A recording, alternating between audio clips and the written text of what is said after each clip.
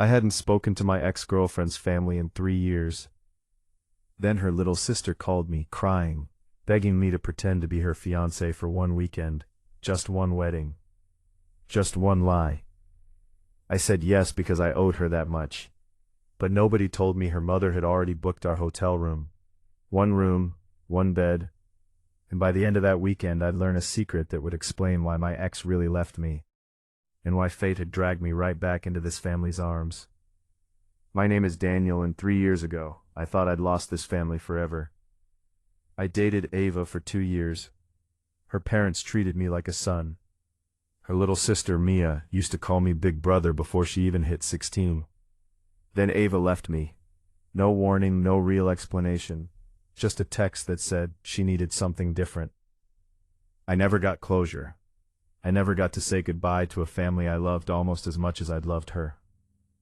So when my phone rang on a Tuesday night and Mia's name showed up, my hands actually shook. "Daniel," she said, voice cracking, "I need you to do something insane, and I need you to say yes before you even think about it." Mia was getting married to be someone's maid of honor at her college roommate's wedding. No, wait, that's not right. Let me say it clearly. Mia needed a fake fiancé. Her roommate Claire was getting married that weekend, and Mia's ex, a guy named Trevor who'd humiliated her publicly after their breakup, was going to be there. She couldn't show up alone. She'd already told everyone she was engaged, out of pride, out of panic, months ago. Now the wedding was in 5 days and she had no fiancé. "Why me?" I asked. "Because you're the only guy I trust who won't make it weird," she said. "And because, Daniel, you were basically already my brother. I know it's insane. I know we haven't talked in years. But I don't have anyone else." I should have said no. Every rational part of me knew this was a terrible idea. Walking back into that family's orbit, pretending to be someone's fiancé, spending a weekend surrounded by people who used to be mine, it was a recipe for heartbreak. I didn't know that fiancé would be Daniel, but I'm not walking back to the front desk at 10 at night to fix it. You two are adults. Figure it out. Mia looked at me, mortified. "I am so sorry." "It's fine," I lied. "We'll figure it out." That's the part of this story I think about the most, honestly. Not the room, not the bed, but the 2 hours after, sitting on opposite ends of that one bed, both of us too polite to just go to sleep, both of us pretending this wasn't strange. "Can I ask you something?" I said finally. "Why did Ava really leave me?" Mia went still. For a long moment I thought she wasn't going to answer. "You really don't know?" she asked. "No." She took a breath.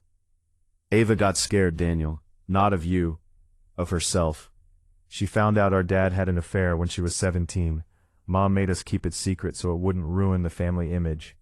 Ava watched Mom smile through Thanksgiving dinners with a man she was furious at, for years. She swore she'd never build a life around performing happiness. When things with you got serious, when you started talking about the future, she panicked. She thought stability was a trap. She left you to prove to herself she wasn't going to become Mom. I sat with that for a long time. 3 years of wondering what I'd done wrong, and the answer was that I'd done nothing at all. I just loved someone who was terrified of exactly the kind of love I was offering. "I'm sorry," Mia whispered. "I should have told you a long time ago. I just didn't know how." There's a channel I'd listened to during some of my worst nights after the breakup. Echo of Tales. Stories about people surviving heartbreak they never saw coming, and I remember thinking, sitting on that bed at 2 in the morning, that my own life had somehow turned into one of those stories.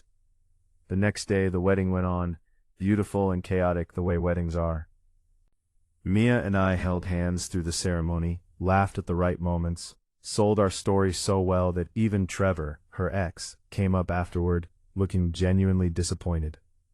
But it was during the reception that everything cracked open. Ava was there. Nobody had told me. She walked in halfway through dinner, saw me sitting beside her sister with a borrowed ring catching the light, and her whole face drained of color. She pulled me outside before I could even stand up straight. "What is this?" she demanded. "You and Mia? Are you serious right now?" "It's not what it looks like," I said. "It's fake, Ava. She needed a fiancé for the weekend, and I said yes as a favor." "A favor," she repeated, laughing without humor. "You haven't talked to this family in 3 years and suddenly you're her favor?" Maybe because your family never stopped feeling like mine, I said. Even after you left. Something in her face broke. I didn't want to leave you, Daniel. I want you to know that. I left because I was scared of becoming my mother, smiling through a lie for the sake of appearances. I thought if I left before things got too real, I'd never have to find out if I'd do the same thing to you. You didn't have to protect me from a future that hadn't even happened yet, I said. You just had to trust me enough to talk to me. She didn't have an answer for that. Neither of us did anymore. Diane found us there, on the porch, both of us quiet in the aftermath of 3 years of unspoken things. She didn't yell. She didn't lecture.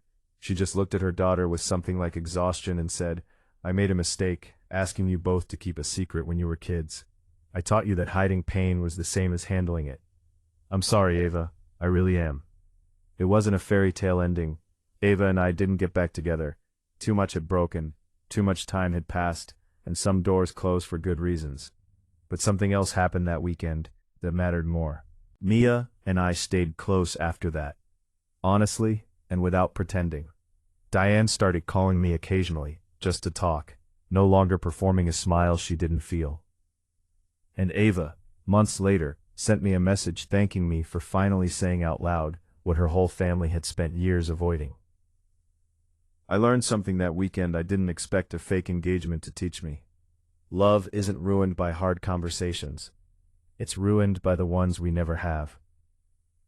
The families who survive aren't the ones who never have secrets. They're the ones brave enough to stop keeping them.